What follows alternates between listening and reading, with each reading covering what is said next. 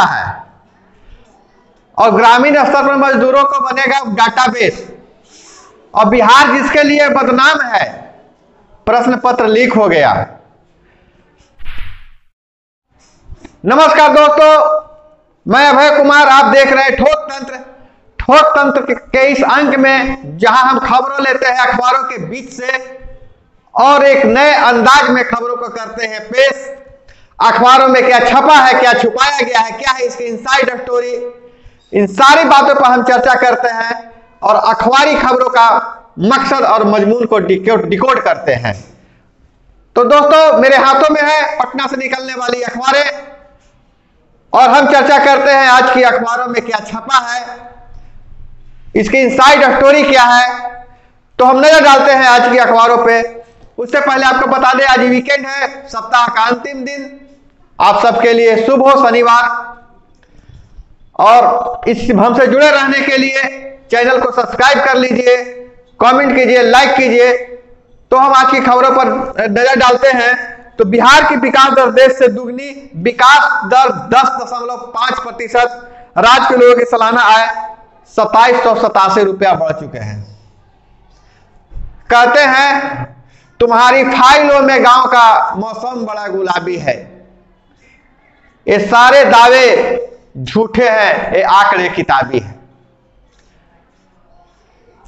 अखबारी खबरों की माने तो बिहार में बहार है और बिहार की विकास दर बढ़ रही है। यह बात भी कुछ हद तक सही है। बिहार और बिहारीपन जागा है, जिसके कारण बिहार में विकास दिख रहा है। नजर डाले तो 94 रुपए, मतलब इसको कहा जाए कि 94,954 रुपए है देश के लोगों की औसतन सालाना आय। तो बिहार की है 34,413 रुपए औसत सालाना आय है। 94,000 और 34,000 बहुत ज्यादा अंतर है। अगर हम इसको आंकड़ों में बात करें कि 94 में से 34 घटा दें तो लगभग 60,000 रुपए का अंतर आता है सालाना आय में देश और बिहार की। फिर भी बिहार का जो विकास कर रहा है वो गति तेजी से है। हम दो हमारे दो की स्थिति में आने लगेंगे और 20 साल, मतलब जनसंख्या नियंत्रण की बात हो रही है। हम दो हमारे दो का जो फॉर्मूला है, 20 साल लग जाएंगे इस स्थिति में आने में। तेज गति से विकास करने वाला राज्यों में एक है बिहार। राज्य की आर्थिक वार्षिक वृद्धि दर पहले जैसा बताया था 10.5 है। राष्ट्रीय वृद्धि दर 4.2 से लेकर 6.3 तक है। 10% छलांग लगाया है बिहार विकास में, विकास दर में। यह खबर सभी अखबारों में प्रमुखता से है और इस खबर की चर्चा हो रही है। और एक जो बिहार सरकार का इनिशिएटिव है कि रोजगार को गांवों तक पहुंचाएं, उसके लिए प्रवासी श्रमिकों का पंचायतवार डाटाबेस बन रहा है। और सरकार की योजना है कि 20 लाख रोजगार का सृजन करें हम गांवों में। 20 लाख से अधिक रोजगार का अवसर प्रदान करें हम गांव में। कहते हैं किसी भी सफल पुरुष के आगे सफल महिला का हाथ होता है। तो जो डाटाबेस तैयार करने का और रोजगार का अवसर सृजन करने का जो फार्मूला आया है, वह भी महिलाओं की संस्था जीविका से आया है। कोरोना काल में जब जीविका की आय की आंकड़ा देखी गई तो उसमें समझ गया कि जीविका दीदियों ने बहुत बढ़िया व्यापार किया और अपने घर में रहकर व्यापार किया है। आंकड़ा यह है कि 2357 परिवारों ने कमाए, इसको काउंट करना पड़ेगा हमको, 51 दहाई सैकड़ा हजार 10,000 लाख 10 लाख करोड़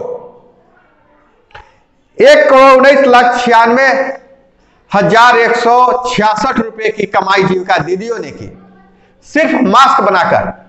वहीं से सरकार के मन में आइडिया आया कि अगर हम रोजगार के अवसर गांवों में, ग्राम स्तर पर, पंचायत स्तर पर हम सृजित करें तो प्रवासी मजदूरों की समस्या का समाधान हो सकता है। एक खबर बिहार के राजनीतिक हलकों से चर्चित, राष्ट्रीय फलक पे चर्चित चेहरा लालू यादव से है। लालू यादव को भी जेल में रहना पड़ेगा। सुप्रीम कोर्ट ने उनकी जमानत याचिका रद्द कर दी। हालांकि तो तेजस्वी यादव बोल रहे थे कि इस बार सुप्रीम कोर्ट से राहत मिलने की उम्मीद है। लालू को भी जेल जमानत याचिका रद्द। हाई कोर्ट ने शुक्रवार को उनकी जमानत याचिका रद्द कर दी।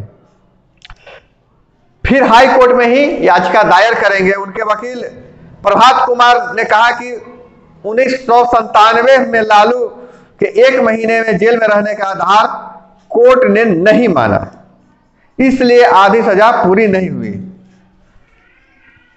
लालू यादव सजा भुगत रहे हैं, लेकिन ऐसा प्रावधान है कि अगर कोई मुजरिम आधी सजा अगर काट लेता है तो उसे जमानत दी जा सकती है, लेकिन 1 महीने उनका जो सजा था वह कम है आधी सजा पूरी करने से, क्योंकि जो 1 महीने उन्होंने जेल में जो बिताए थे उसको कोर्ट ने विचाराधीन कैदी के रूप में बिताए थे, उसको कोर्ट ने नहीं माना है। अब हम कहते हैं बिहार को कलंकित और संसार करने वाली खबर। ऐसा नहीं है कि दूसरे प्रदेशों में ऐसा नहीं होता है, लेकिन बिहार बदनाम है। कहा जाता है बदनाम से बद अच्छा। आप बुरे हैं तो कोई बात नहीं, लेकिन आप बदनाम हैं तो ये बहुत बड़ी बात होती है, लोग ताने देते हैं। बिहार की परीक्षाएं ऐसे भी बदनाम है। कुछ दिनों पहले अखबारों में खबर छपी थी कि अभिभावक और छात्र, खबर थी 11 की या सासाराम की थी, चीट पुर्जा बनाने में लेट हो गया, गेट बंद हो गया तो हंगामा हुआ था। अभी जो जमुई के एसबीआई की मेंस ब्रांच से लीक हुआ था मैट्रिक का सामाजिक विज्ञान की जो प्रश्न पत्र लीक हो गया था, हालांकि उस परीक्षा को रद्द कर दिया गया है। विपक्ष के नेता तेजस्वी यादव ने सदन में इस मामले को उठाया था। मुख्यमंत्री ने संज्ञान लिया और बोर्ड को जांच कर कार्रवाई करने का निर्देश दिया। प्रश्न पत्र को वायरल करने के आरोप में कोचिंग संचालक को हिरासत में लिया गया और मधेपुरा से तेजस्वी ने उठाया था पेपर लीक का मामला। बैंक में कार्यरत स्वीपर ने किया प्रश्न पत्र लीक। बारी बारी से बैंक कर्मियों से की जा रही है पूछताछ। कहा जाता है कि एक चावल को देखकर उसका अंदाजा लगा लिया जाता है कि भात पका है कि नहीं पका है, लेकिन सभी जगह है फॉर्मूला तय नहीं होता है। बिहार और बिहारियों के प्रतिभा का आप मजाक 1-2 घटनाओं को लेकर नहीं उड़ा सकते हैं, उनका मजाक नहीं उड़ा सकते हैं। पेपर लीक का मामला आया, बिहार सरकार ने उससे कार्रवाई कर रही है, दोषियों को सजा मिल रही है। प्रश्न पत्र को जो लीक हुआ था वह परीक्षा को रद्द कर दिया गया, फिर से परीक्षा ली जाएगी। बिहार में प्रतिभा की कमी नहीं है, थोड़ा सा सिस्टम को दुरुस्त करने की जरूरत है।